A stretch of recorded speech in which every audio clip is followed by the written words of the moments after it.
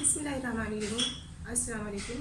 मैं हूँ डॉक्टर यास्मीन मिर्ज़ा और अपने चैनल बोनी विद यास्मीन पे आपको वेलकम करती हूँ और अल्लाह से दुआ करती हूँ जहाँ भी हो हैप्पी एंड हेल्थी रहें। आज की मेरी वीडियो बहुत ही कॉमन और एक इम्पॉर्टेंट मसले के बारे में है जिससे दुनिया वाले भी सब परेशान हैं, लोग भी पूरी दुनिया में ही मसला मौजूद है और मेल फीमेल सभी से मुतासर हैं और वह है ओबेसिटी यानी कि मोटापा।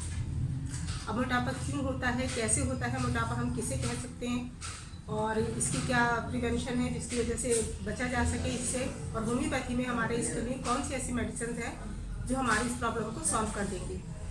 तो ये सब कुछ आज की वीडियो में है, वीडियो को पूरा देखिएगा। और वीडियो शुरू करने से पहले अगर आप मेरे चैनल पर नए हैं तो मेरे चैनल को लाइक एंड सब्सक्राइब कर दीजिए और साथ लगे बेल आइकन के बटन को ज़रूर प्रेस कीजिएगा ताकि मेरी आने वाली नए वीडियो का नोटिफिकेशन आपको बर वक्त मिलता रहे। तो वीडियो हम स्टार्ट करते हैं। मोटापा यानी कि ओबेसिटी। मोटापा दरअसल कोई डिजीज़ या बीमारी नहीं है बल्कि एक मेडिकल टर्म है जो किसी और वजह से, किसी और कोई कॉज होता है उसकी वजह से ये चीज़ सामने आती है और तो उसे हम मोटापा कह लेते हैं। हमारी बॉडी में बहुत सारी चीज़ें मौजूद हैं, फैट भी मौजूद है जो इसका बेसिक सबब बनती है मोटापे का। लेकिन ये फैट्स हमारी ज़रूरत है, हमारी बॉडी को इसकी ज़रूरत है, लेकिन अगर हमारी बॉडी में फैट सेल जो इनकी क्वांटिटी अगर बढ़ जाए लिमिट से ज़्यादा तो फिर वो ओबेसिटी मोटापे की सूरत में हमारे सामने आती है और इसकी वजह से बहुत ही इंसान जो होता है खतरनाक बीमारियों का शिकार भी हो सकता है, जैसे उसमें हार्ट डिजीज़ है, कार्डियोवास्कुलर डिजीज़ है, डायबिटीज़ है, आर्थराइटिस है, ब्लड प्रेशर है। तो ये सारी चीज़ें इसी की वजह से अक्सर सामने आती हैं क्योंकि जो फैट होती है वो हमारी बॉडी के ऑर्गन्स होते हैं उसमें वो डिपॉजिट हो जाती है, हमारी ब्लड वेसल्स उनमें ये डिपॉजिट हो जाती है जिसकी वजह से कोलेस्ट्रॉल का मसला भी होता है। तो ये सारे मसले इसी से जुड़े हुए हैं। तो हमारी होम्योपैथी में इसके लिए बहुत बेहतरीन मेडिसिन मौजूद हैं जिन्हें अगर आप कंटिन्यू कुछ अर्से तक इस्तेमाल करें तो इस प्रॉब्लम से निजात पा सकते हैं। तो सबसे पहले जो हमारी डिजीज़ जो मैं बता रही हूँ आपको कार्डियोवास्कुलर की, कि जो हमारी बॉडी की जो ब्लड वेसल्स हैं जो डायरेक्ट ब्लड लेके जो है वेसल्स के ज़रिए हमारी हार्ट तक पहुँचती हैं और हार्ट से पूरी बॉडी को सप्लाई होता है। तो वो जो वेसल्स होती हैं वो एक तरह से थिन हो जाती हैं, मोटी हो जाती हैं, उनके ऊपर फैट जम जाती है जिसकी वजह से ब्लड सर्कुलेशन जो होता है वो प्रॉपर नहीं हो पाता।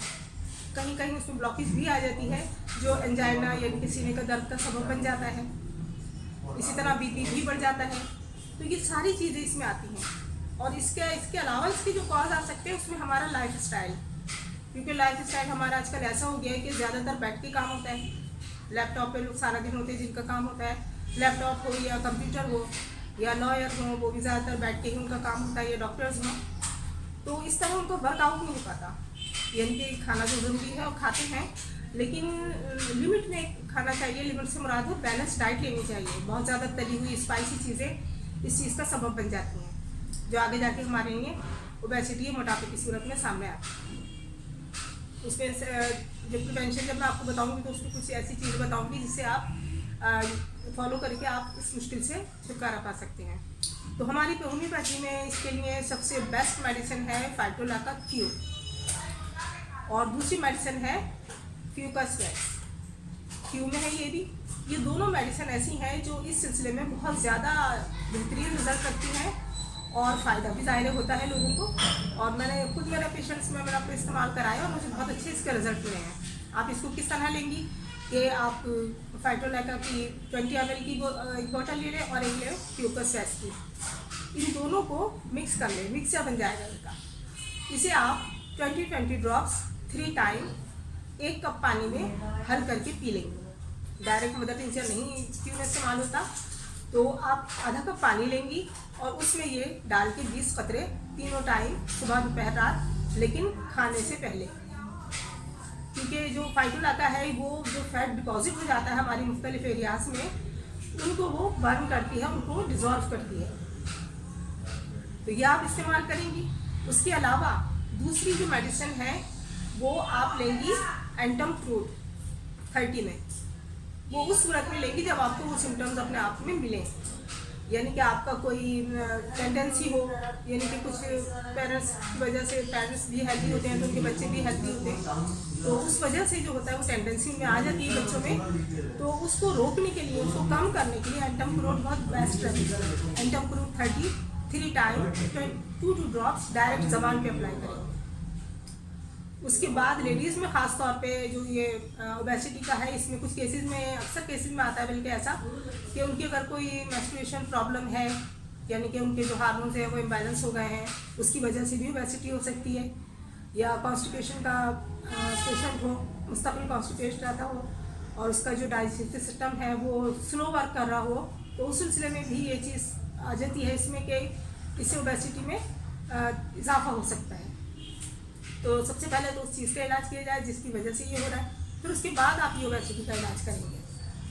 तो ये एंटमक्रोट जैसे टेंडेंसी में मैंने बताया कि अगर ओबेसिटी की टेंडेंसी है तो आप 3 टाइम 2 कतरे डायरेक्ट ज़बान पे अप्लाई करेंगे एंटमक्रोट। उसके बाद दूसरी मेडिसिन है जो बहुत बेस्ट रिजल्ट रखती है, वो है ग्रेफाइटिस। 30 पोटेंसी में इस्तेमाल करेंगे, स्पेशली वो लोग जो कॉन्स्टिपेशन का शिकार हों और स्पेशली ख़वातीन जिनके साथ कोई मेंसेस प्रॉब्लम या स्किन प्रॉब्लम भी हो साथ में, तो उनके लिए बहुत बेहतरीन ये काम करेगी। 3 टाइम इसी तरह लेंगे, डायरेक्ट ज़बान पे 2 कतरे अप्लाई करेंगे।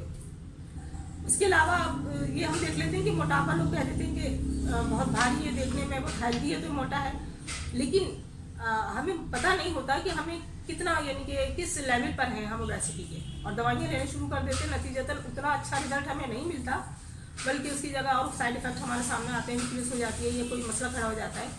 तो उसके लिए आजकल क्या बल्कि काफ़ी अर्से से फार्मूलाज हैं जिनसे हम ये डिफाइन कर सकते हैं कि हम मोटापे की किस स्टेज पर हैं। उसके लिए एक फार्मूला है BMI, बॉडी मास इंडेक्स। ये ऑनलाइन भी आप कर सकते हैं, लेकिन मैं आपको भी बता देती हूँ कि एक सिंपल सा फार्मूला है।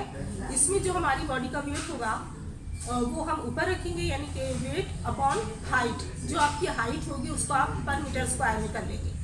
जब इन दोनों को हम कैलकुलेट करेंगे तो जो डिजिट हमारे सामने आएगा वो हमारा BMI होगा। फॉर एग्जाम्पल अगर किसी का वेट 60 पाउंड है, उसको हम केजी में कन्वर्ट कर लें, 150 पाउंड है उसको केजी में उसको कन्वर्ट करें तो तकरीबन 60 केजी होगा। तो 60 केजी अपॉन जो उसकी हाइट है वो आप रखेंगे और उसको पर मीटर स्क्वायर कर लेंगे, और उसके बाद जब आप कैलकुलेट करेंगे तो अंदाज़न 18.5 तक उसका जो होगा BMI आएगा, जो नॉर्मल है। इसके लिए एक चार्ट भी मौजूद है जो मेरे डिस्क्रिप्शन में भी मौजूद है, इसकी पूरी डिटेल मौजूद है कि किस तरह आप BMI काउंट कर सकते हैं अपना, तो वो आप मेरे डिस्क्रिप्शन में देख लीजिएगा। तो उसके अलावा जो बॉडी मास है, ये इससे ये अंदाज़ा हो जाएगा कि आप मोटापे की किस स्टेज पर हैं, ओबेस है भी या नहीं, क्योंकि बाज़ दफ़ा वेट जो होता है वो किसी और वजह से भी बढ़ सकता है, टॉक्सिकल कंडीशन हो, टिश्यूज़ में पानी भर जाए, तो बज़ाहिर अगर वो वेट मशीन पर होगा तो इतना हमें लगेगा कि बहुत ज़्यादा वेट है इसका, लेकिन उतना ज़्यादा होगा नहीं, और लोग मेडिसिन शुरू कर देते हैं। सेल्फ मेडिकेशन भी इसमें बहुत काउंट होती है कि लोग खुद खा लेते हैं मेडिसिन स्टोर से पता करके या किसी से पूछ के, तो ये भी ओबेसिटी का सबब बनती है। तो इन चीज़ों से बचेंगे और साथ में अपना लाइफ स्टाइल थोड़ा सा चेंज करें कि आप जो खाएं उसे बर्न भी करें, जो एक्स्ट्रा कैलोरीज हैं वो हमारे जिस्म से निकल जाए। उसके लिए वॉक सबसे बेस्ट है, मॉर्निंग वॉक की आदत अपनाइए, और इसके अलावा पानी का इस्तेमाल तकरीबन 8 से 10 गिलास डेली आप इस्तेमाल करेंगे। उसके अलावा तली हुई चीज़ें ये बिल्कुल नहीं लेंगे, और उसके साथ ही मेडिसिन, तो इंशाल्लाह आपका ये मसला बहुत जल्दी हल हो जाएगा। तो ये थी आज की मेरी वीडियो, तो मेरा पसंद आई होगी आपको, अपना फीडबैक ज़रूर दीजिएगा। नेक्स्ट वीडियो तक के लिए अल्लाह हाफ़िज़।